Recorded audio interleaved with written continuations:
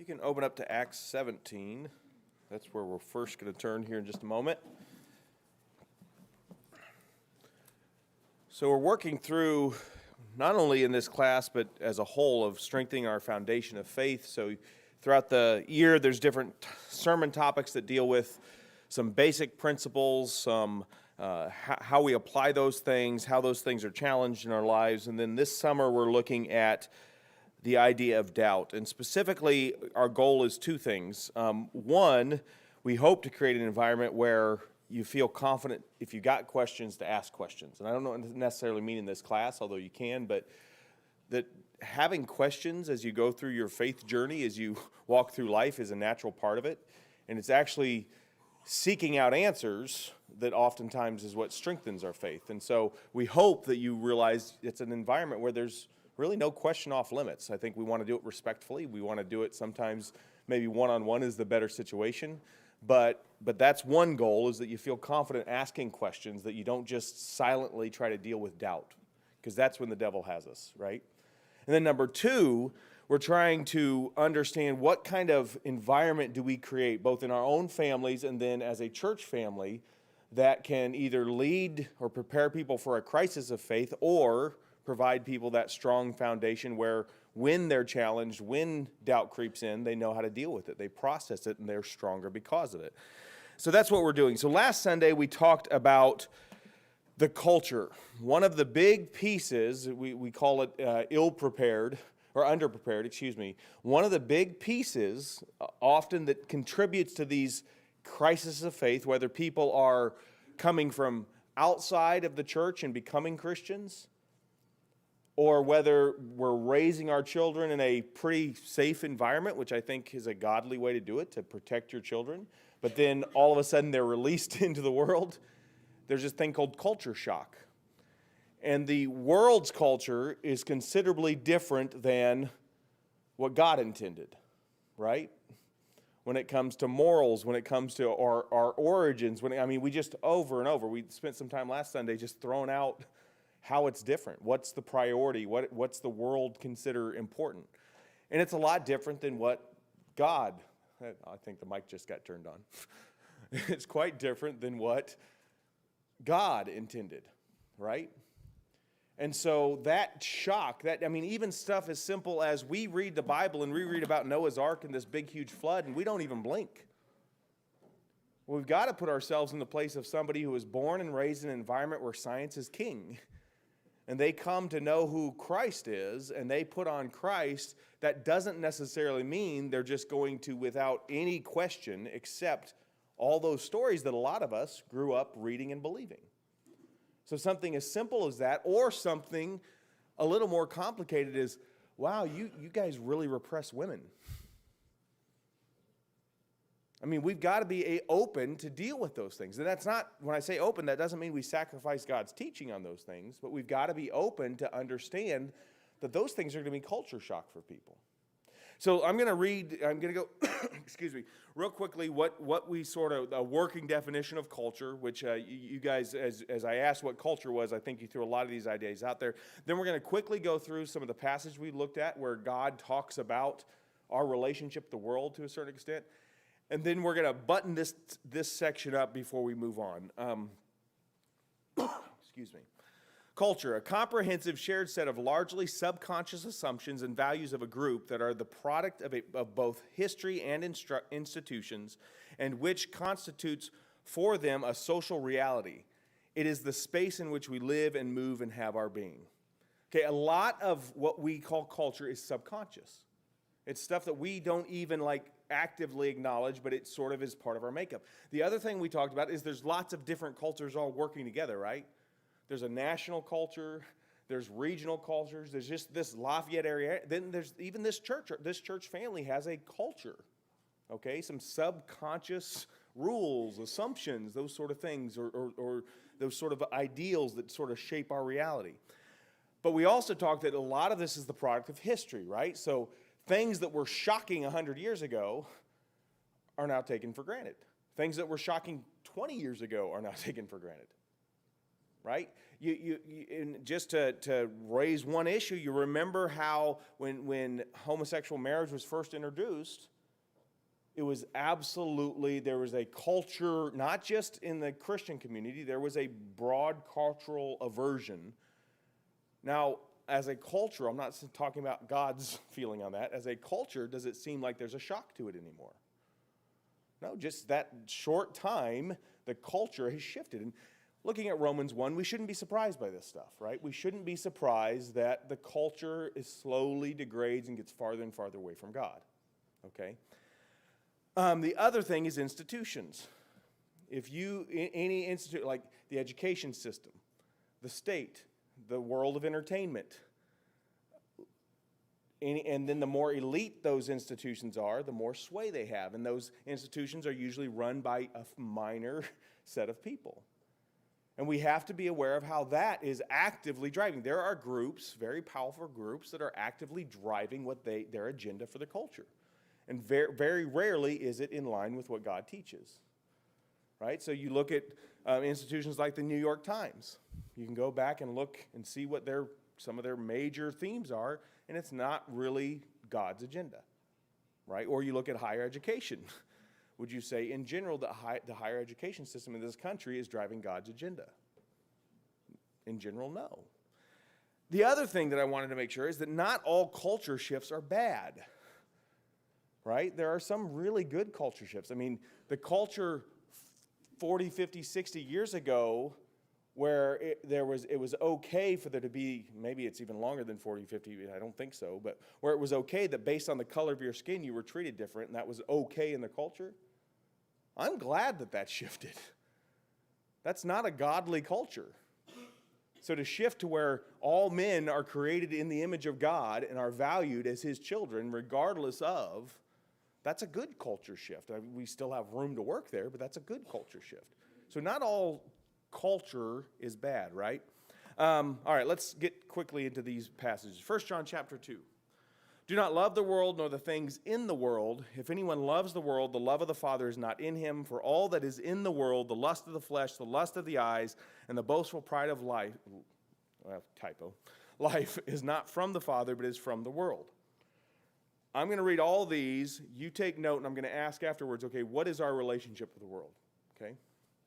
You adulteresses, do you not know that friendship with the world is hostility toward God? Therefore, whoever wishes to be a friend of the world makes himself an enemy of God. James 4:4.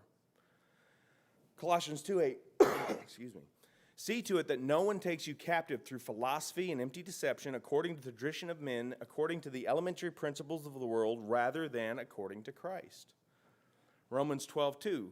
And do not be conformed to this world, but be transformed by the renewing of your mind, so that you may prove what the will of God is, that which is good and acceptable and perfect. John 15.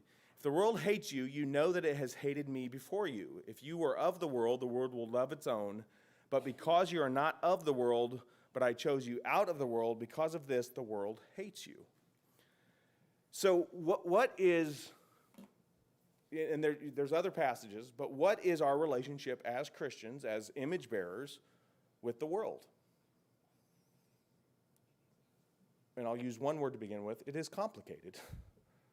John? Be in the world, but not of the world. What's that mean? Be in the world, but not of the world. It's a good catchphrase. It goes good on a bumper sticker, right? But let's put some meat on that. What's that mean? It means that you don't pick up or be influenced by the world itself, and of course, its lust and all of its traditions and whatever else. Yeah, so there's in that phrase, be in the world, but not of the world, there's a few things. One is you don't let it influence you. It's the other way around. Yes, but you're not also, because we could do that by building a commune up on a mountaintop and stationing guards down at the gate, not letting anybody, unless they pass the Christian quiz, get in, right? And they have to have references for their godly behavior and all that. We could create that little commune. I have a feeling sin would still get in there, right? Just ask Noah in the ark. Right? But it's not saying that either. That phrase is not saying that, you isolate yourselves. There's still an influence. What else from these passages or others is our relationship with the world? Yeah, there should be a level of discomfort to a certain extent. Okay, I refer to Romans 1, the culture degrading and getting farther away from God and morals going out the window. That's going to be a natural part of any culture. And it should make us feel uncomfortable. Lot's righteous soul was tormented by what he saw around him. I'm an alien, right? There should be a level of discomfort. If you just feel really at ease and you're hitting your stride in the world, there's a problem. Okay, what else? Go on, Steve.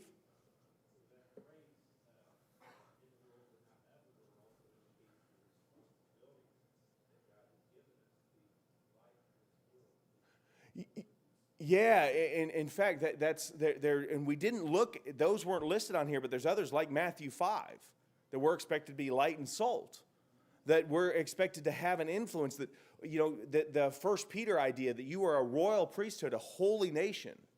What's the point of that? To proclaim the excellencies of God, to bear His image. So there is absolutely us influencing, being the light. Austin.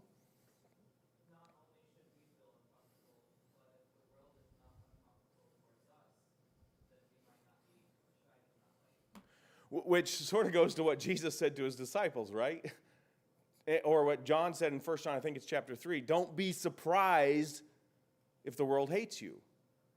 There should be a little bit of, it's going to be part of your life if you're shining the light. And there's going to be some that are absolutely drawn to it, right? And say, what do you have? Who are you? But what does John chapter 1 tell us? The light came into the world and the world didn't recognize it. They hated it because their deeds were exposed, right? So that's why I said it's complicated, right? What else? Kevin? John 17 really, Jesus' prayer really helps us to see, John was saying we need to be in the world but not of the world. It's about priorities and focus.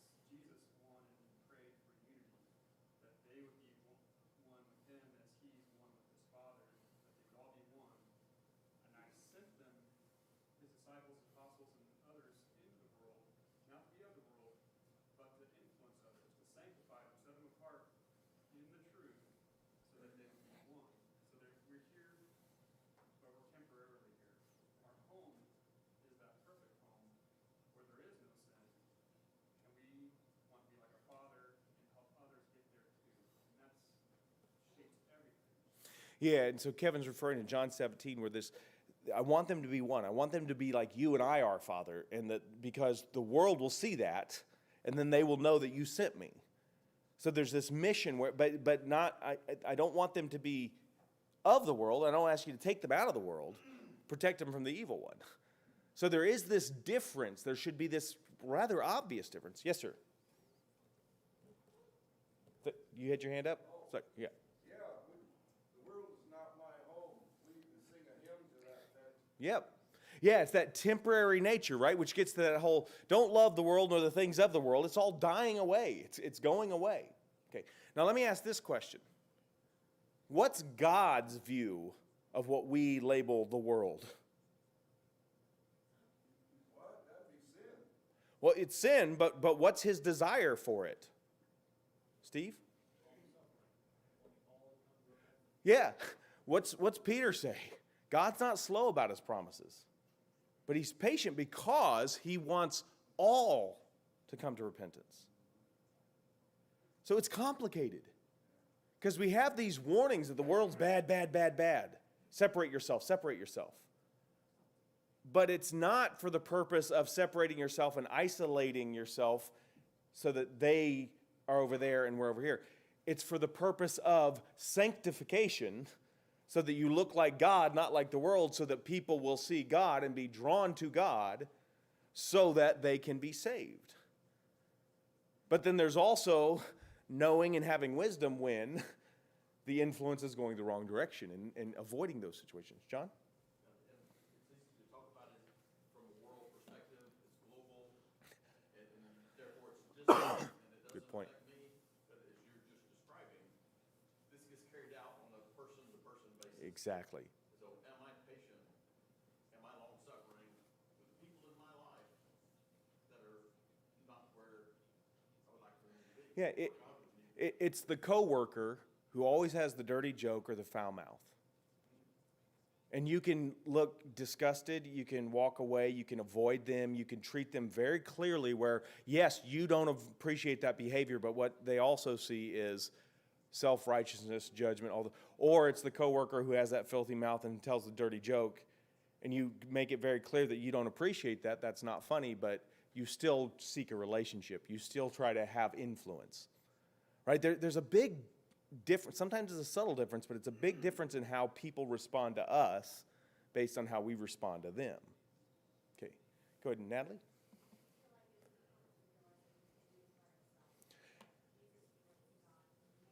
Yep.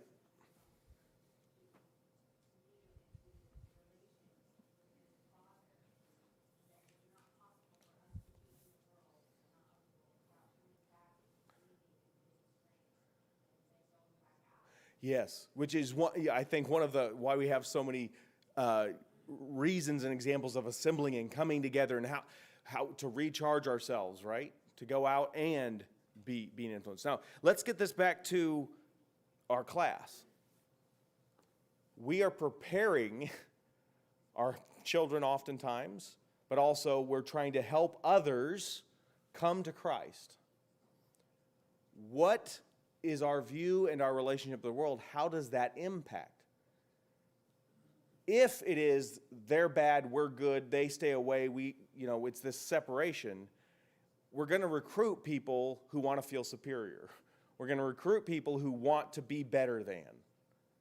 If it is we are sanctified, we're image bearers of God, we live this way because of what Christ did for us and who we are called to be, and we live this way in a world that's broken that we're trying to mend.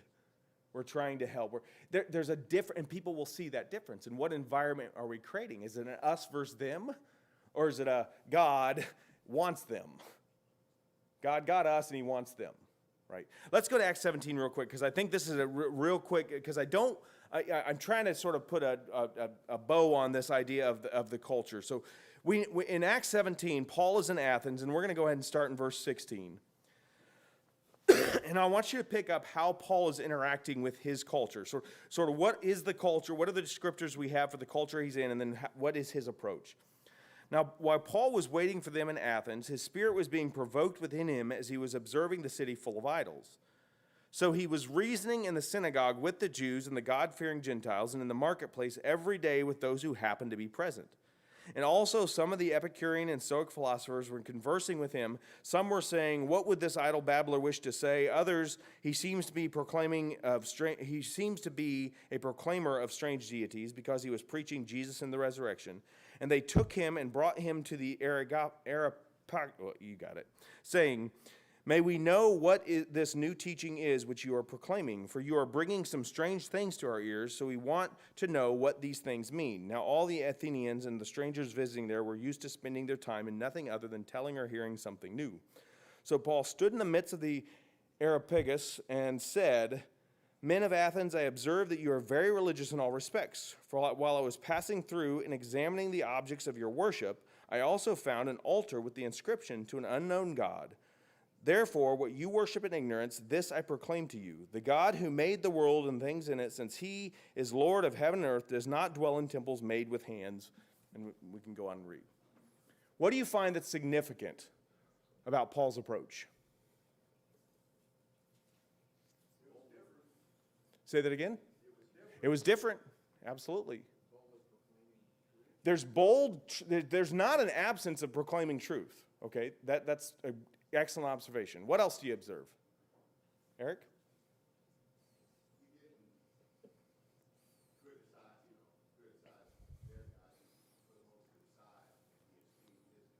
Yeah, and notice how he said, he didn't say, "You bunch of heathen, idolater, pagan worshipers." He said, "I observed you are very religious in all respects." All right? He doesn't come out with an insult or just judgmentalism on what they're doing. He observes what he can connect with to a certain extent. Brett? They were a culture that appreciated new ideas. Yeah. Presented it as such. Yeah, and he's still presenting the truth, but using what their culture was known for to then have a launch pad for the truth. Absolutely. Luke? To Eric's point, he started with small groups that were welcoming of new ideas, and it wasn't until he was invited to go to a much more public domain that he actually accepted that request and talked to a bigger group of people. Yeah, in fact, notice a couple things. Verse 16, is he bothered by the sin? Yes. His action, his reason for speaking up is he's provoked because he's seeing the city full of idols. And that provoked is not condoning it. It's not just accepting the culture. It's like, this isn't what God wants. These people are lost. Right? Go ahead, John. And going along with Luke, he started out reasoning with first people who knew of God, the Jews who knew of the one God, but didn't know of Jesus yet, then also those Gentiles who believed in God, but hadn't taken the next step or whatever. And then he proceeded on with the others when they asked him and they heard the teaching. Yeah, and so you see there in verse 17, he's reasoning, and he starts in the synagogue, which was his custom, and he's reasoning with whoever happened to be present. You don't see him, well, you look like the worst of the worst. I'm standing on my soapbox, and I'm going to just preach at you. No, you see him reasoning and having discussions with whoever would come and engage. And that's a key word. Exact reason, and it's driven by him being provoked by the sin around him. Steve? Also, he educates about God without condemning what they already believe. He didn't go idol by idol and said, this is wrong because of this, and this is wrong because of that. He said, no. When we focus on the sin, then we often lose the person. The light gets them doing something right. They are religious, so learn about the God perspective, resource that you may not be aware of. That's what he's done. Yeah, he's able to find some common ground. He's able to find a reason to compliment, to build a bridge, but he does it without sacrificing truth. I want to be very clear on that. He's not sacrificing the truth of God. John, I saw a hand. To me, a phrase that summarizes what a lot of people have already said is that he started where they are. Yep. And to me, that's a summary that helps to remind me. And to do that, things we talked about earlier in the year in class is we have to know where people, know where they are. That means we got to listen. Yep. We have to know where they are, what their perspective is, if we want to have a grounds to meet them where they are and grow from that. Yeah, and it's interesting because in verse 22, how does Paul start? He says, I observe that you are highly religious. It means he was watching. He was provoked. It's interesting how this being provoked, being stirred up because of the sin, can also be connected to this calm, cool, listening, observing, where you're not provoked just to condemn or not provoked just to attack. You're provoked, and then you take the time to figure out, okay, how's the best way to get the truth across to these people so that they can have a real understanding of who God is. John and then Kevin. I think also Paul's background, how he was raised. He was raised in a Gentile area, a Greek area, rather than a primary Jewish area like Jerusalem, or in that particular area in Palestine. So he knew the background perhaps of some of these religions or some of these gods. So he had a good starting background education as well as in the scriptures. You definitely get the idea that he had a little bit broader experience. Kevin? It's interesting how Paul responds to people is so neat. It's really like Christ. And we see different types of responses, but it all depends on knowing your audience, knowing who you're talking to, where they're at. Just like you're all saying, to see a different angle, Jesus responds differently. Paul responds differently. In Galatians 3, he knows the brethren there, and he says, "You foolish Galatians, who has bewitched you?" Those are strong words that he just kind of lays into them, but he knows them first. There's a relationship that he's built. But these Acts 17 people, he doesn't know them. Yeah, and so and you see when Jesus talks to the religious leadership, It's a much more bold in your face because the expectations are higher because of what they know, who they are, and the position they have put themselves in, right?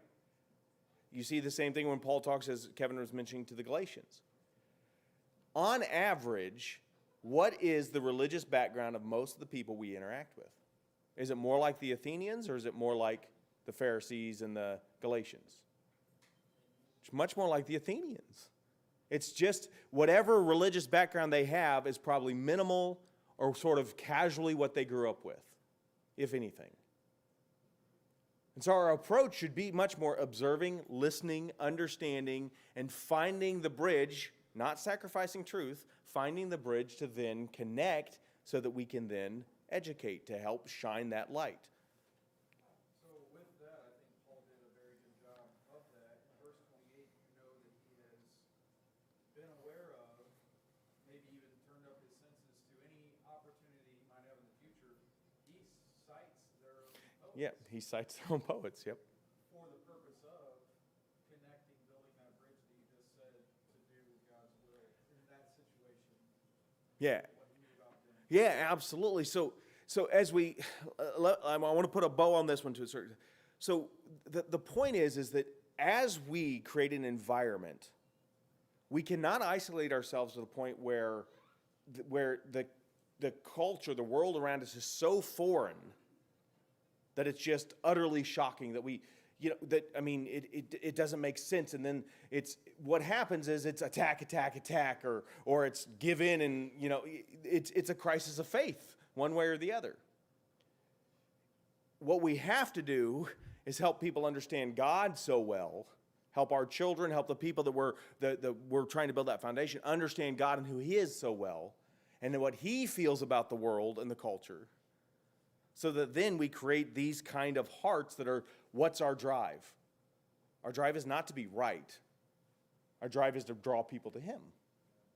And when your desire is to draw people to Him, you're going to listen more than you're going to attack.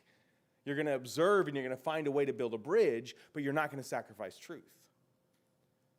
And so I will, one last little soapbox comment as a father. I find myself struggling very hard with where's that line. Where do I prepare my kids for the culture, or am I actually just giving in and letting the culture influence us? I mean, it's a complicated thing. But that's why I think one of the reasons we have the church, to sort of help us work together to navigate this. But as we move on in this class, we cannot ignore that it's a huge influence. We cannot isolate ourselves to the point where we create culture shock, and we cannot if we set an environment where it's all judgment and all criticism and all condemnation, we're also not creating the kind of people, the kind of Christians that God intended. We're not creating lights. We're creating blowtorches, right? All right, any last comments before we, Natalie, Connor, then Austin?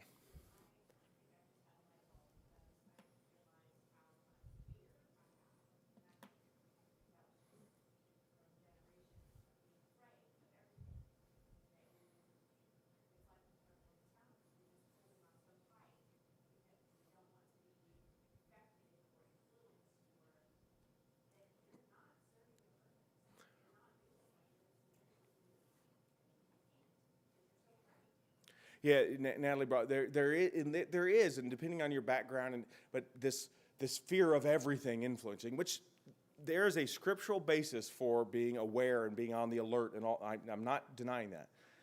My personal opinion is oftentimes because if we're raised where we are piecemealing this together to prove what we've always believed, and we're not helping people have a thorough, confident understanding of the Scripture with God's purpose in mind, then you should be afraid.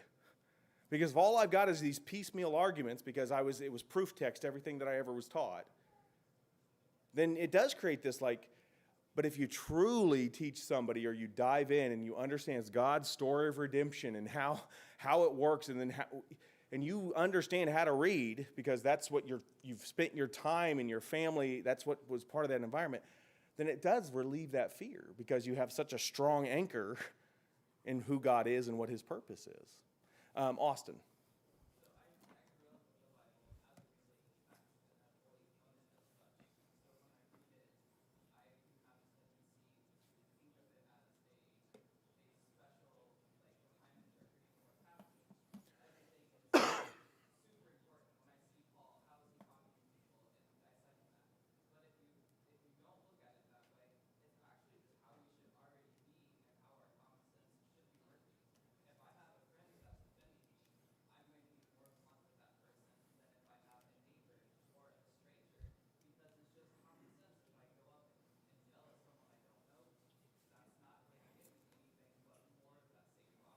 Yeah.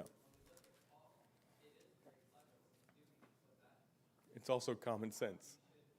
Yeah, yeah, absolutely. And you take it outside of scriptural context, that's how we have, usually how we interact with people on a regular basis. Absolutely. The one of the last things I'll say is, brothers and sisters, pay attention to how your light is shining. I see stuff on social media, especially during the election seasons. That's when it seems to be heightened, which it is not shining. It is not trying to draw people to Christ. And I'm not thinking of anybody in general, but I've seen a lot of people with, even their arguments may have been standing on something that is truthful. It is a moral truth that God has established, but it's not remotely for the purpose of drawing people together. And so just let's think about how we interact with this world and whether we're actually drawing people to Christ or whether we're just dividing, because we can be a big part of dividing. All right, let's move on. So I did this very quickly. How can we help? And again, this is in the context of with our own children as we're trying to prepare that foundation, bringing people in from that have been immersed in the culture and the world around us, and that's Bible stuff can be really foreign and weird to them, but yet they come to understand who Christ is. First of all, we got to be aware and recognize that the culture does have a lot of power and influence. Understand the struggle. Sometimes, I've been a Christian 20 plus years, and I can be very quick and short and think that, well, why aren't you getting it? I've got this. No, understand what the struggle's like, okay? And be patient with people as they come out of the world, as they try to put on Christ. You don't just flip the switch and get rid of immoral behavior that you've built years and years and years and years and years and years of perfecting, right? And then with our families especially, but we're supposed to be prepare and train, not just protect. Preparing them to be lights in the world, not just protecting them from all things evil and immoral, right, and all influences. All right, sorry, I know I'm moving fast now, but now we're going to transition. The next, I believe today and the next 2 Sundays, Lord willing, this idea of painfully prepared. Because what the data shows very, very clearly, in addition to a lot of these things we've looked at, when we're talking about what creates an environment for a crisis of faith, it's the Christian community somebody grows up in. What they're socialized into. In other words, let's put it this way, how they're treated by other Christians. So we're going to spend a significant amount of time. In fact, going back years and years and years and years and years, the data shows very clearly, and this regardless of which source, that one of the number one reasons cited for young adults leaving the faith, especially when they were raised going to church of some kind, hypocrisy. It's for decades has been always at the very top of the list, is what they heard and what was taught and what was expected from them, they did not see in their home, or they did not see from church leadership, or they did not see from other Christians. We cannot overstate the significance of the environment of the Christians that we are living and breathing and working and growing up with. Okay, why is that so important? I've got 2 main reasons why the Christian community, or what you see represented as Christianity, why it's so important. Anybody want to guess what the number one scriptural reason why it's so important? John? They can't see it live, so it must not be real. Yeah, if it's not, let's say if they can't see it live, so it must not be real. So what are we claiming? We're claiming that there's this God who created us in his image, who's this holy God, who is sanctified, set apart. And we tarnish that image, and then he sent his son who lived perfectly, who then died so that we could be raised to a newness of life, to be born again into God's image, to emulate both the Father and the Son. Right? That's not the complicated Christianity. That's the simple truths of what sort of the plan is. What happens when the people are not seeing the fruit? They're not seeing changed lives. So we're preaching this message about Jesus changing lives, but then what are they seeing from me? Right? So one of the way I captured it is proving Jesus. What does John chapter 13 say? John chapter 13, Jesus, this is as he's heading into his crucifixion. In verse 34, he says, "A new commandment I give to you, that you love one another, even as I have loved you, that you also love one another. By this all men will know that you are my disciples, if you have love for one another." There are plenty of places that talk about the importance of truth. He talks about they're going to be set apart in truth in John 17 when he's praying for them. But even that set apart in truth is so that they can all be one, so that they can be like you and I, Father, are one. He even mentions that love that him and the Father have, that they can have that same love. There is us living the truth, or how we worship, or how we believe God is pleased, or not, in what we do and how we look at authority. Those things will set us apart. But it's interesting that when Jesus was preparing his disciples, what did he focus on? He didn't say how well you know the Torah. It was love one another. That connection, that relationship, how you are taking the things you know about God and then displaying them in your life towards your brother and sister. That's how people are going to know. Steve?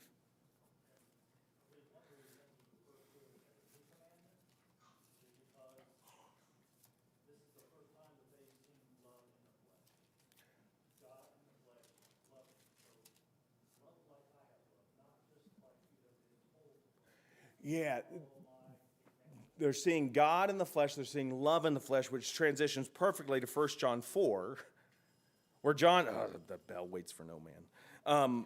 1 John 4, where he talks about, "Beloved," verse 7, "let us love one another, for love is from God, and everyone who loves is born of God and knows God. The one who does not love does not know God, for God is love. By this the love of God was manifested in us, that God has sent his only begotten Son into the world so that we might live through him.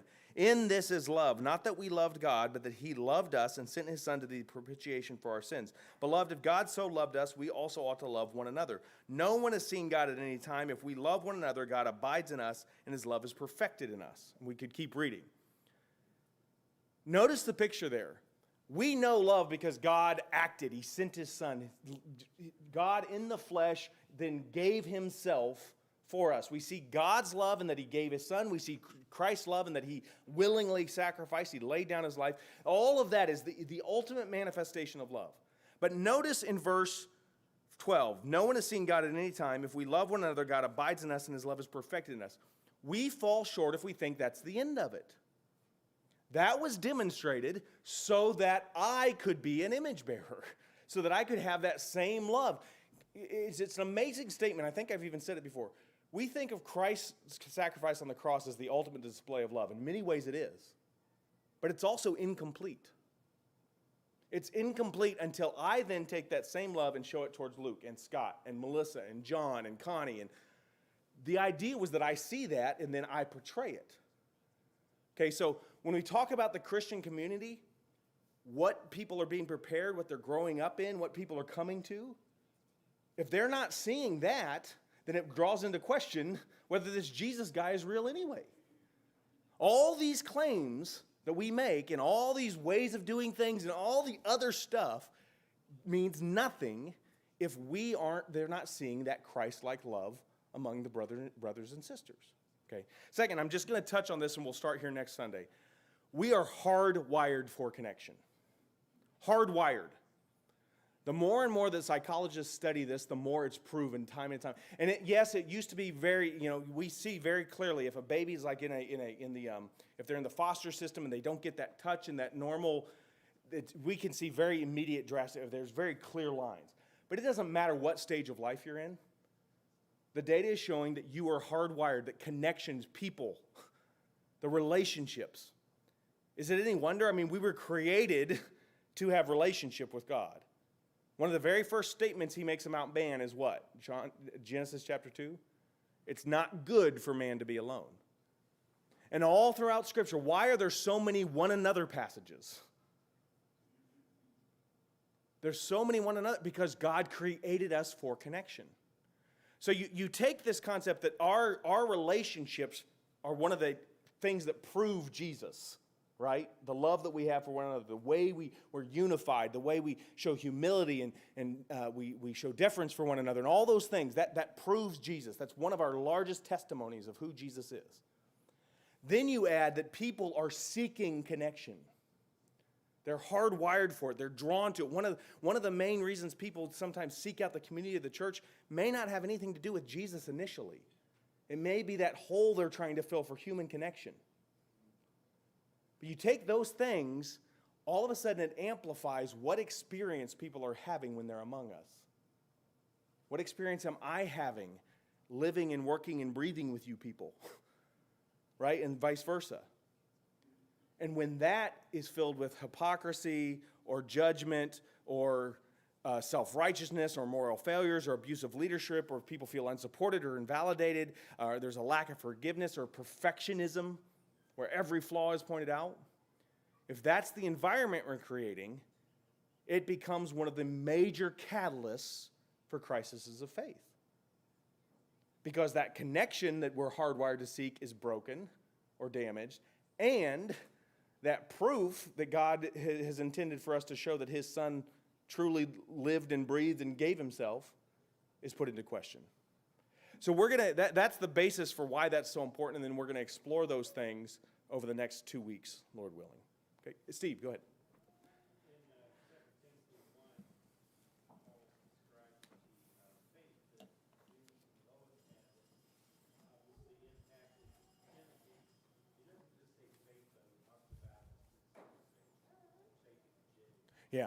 Yeah, he talks, the sincere faith that impacts them, absolutely. And then I didn't get to it, but in 1 Thessalonians, it's still amazing to me that Paul, it's one of my favorites, where you show that connection, what we're striving for.